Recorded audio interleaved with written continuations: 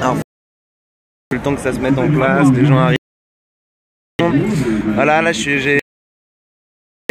on va faire une petite interview, on va lui poser 3 petites questions, on va le laisser tranquille parce qu'il y a plein de monde. Bonsoir Cyril. Bonsoir. Voilà.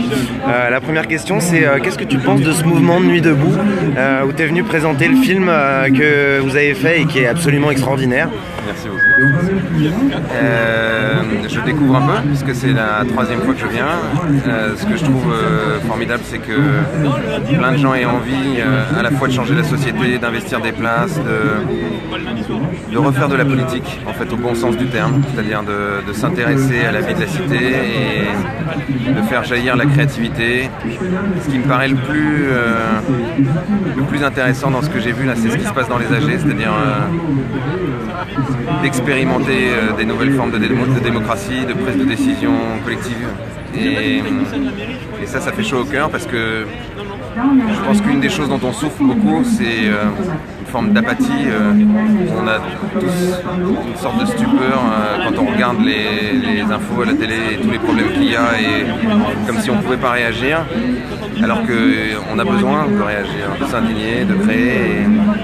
J'ai l'impression qu'il y a des germes de ça ici, donc ça je trouve que c'est génial. Super, super.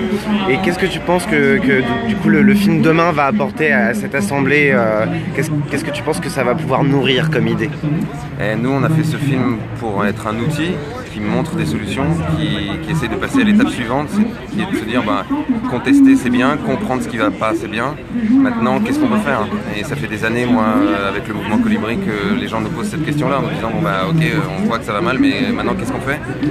Donc là, c'est pas une réponse absolue, mais en tout cas c'est une façon de réouvrir la créativité en montrant tout ce qui se passe déjà, en montrant des gens qui ont décidé d'arrêter d'attendre qu'on leur donne l'autorisation pour agir et qui font. Et j'espère que ça inspirera des gens et que ça leur donnera envie de faire plein d'autres choses qui vont dans le sens du film ou d'autres trucs qu'ils inventeront. Super, c'est génial, je suis assez d'accord, effectivement c'est pertinent, c'est très très pertinent. Et qu'est-ce que tu penses que ce mouvement peut donner? Qu'est-ce que tu penses que ça peut... quelle substance ça peut... comment dire? Qu'est-ce que ça peut donner tout ça? Tout ce qui se passe ici avec ce que vous faites comme travail déjà en amont, comme beaucoup de gens font déjà depuis des années pour changer un petit peu ce qui se passe? Je pense que c'est très difficile de le savoir, mais ce que j'espère c'est que ça va participer à créer une culture.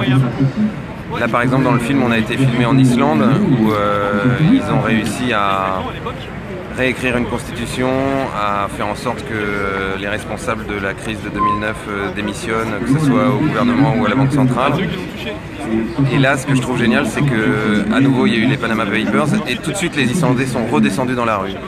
Et je me dis que cette culture-là, de descendre dans la rue quand il se passe quelque chose, pas simplement pour contester, mais pour essayer de s'organiser, pour se parler, tout simplement pour se relier les uns aux autres, c'est quelque chose dont on aura beaucoup besoin dans les décennies qui viennent, donc peut-être que ça va aider à ce que ça se produise plus souvent et de façon plus féconde. Super. Bon, merci Cyril. Merci à toi. Super. Passe une bonne soirée. Encore merci pour ce film qui est vraiment un petit bijou. Je vous conseille vraiment d'aller le voir au ciné, parce qu'il n'est pas encore en DVD, mais il le sera bientôt. Merci. Salut Cyril, bonne soirée. Au revoir. Salut tout le monde. Je referai un petit péri plus tard, voilà, c'était à titre informatif. Vous pourrez revoir la vidéo de l'interview, je la rediffuserai puis je la posterai sur les différents sites si besoin est. Salut tout le monde. Et le sol c'est le fondement d'une agriculture, donc quand on a un sol très riche, très vivant, extrêmement bien soigné et bichonné, forcément les résultats sont là. Deuxième chose, c'est densifier beaucoup plus les cultures. Et puis troisième chose, c'est associer les cultures entre elles. Et si on met bout à bout ces 3 facteurs, on arrive maintenant avec le